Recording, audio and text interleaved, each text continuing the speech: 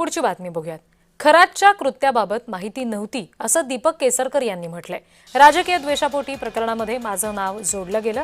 मी कोणत्याही अघोरी विधीमध्ये भाग घेतला नाही। प्रसिद्ध केलेले फोटो माझ्या कार्यालयातले नाहीत। मी शिंदेंसोबत मंदिरात गेलो होतो, इतर मंत्र्यांना नेलं नाही असं केसरकर म्हणाले।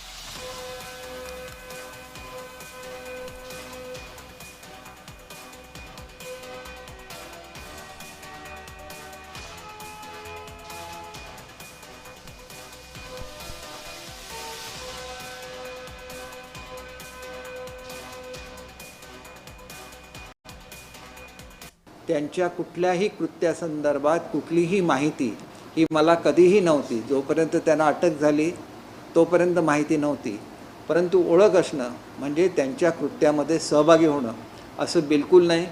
कुठल्याही पोलीस स्टेशनला त्यांना वाचवण्यासाठी मी कधीही फोन केलेला नाही किंवा कुठल्याही महिलेची त्यांच्याशी मी ओळख करून दिलेली नाही।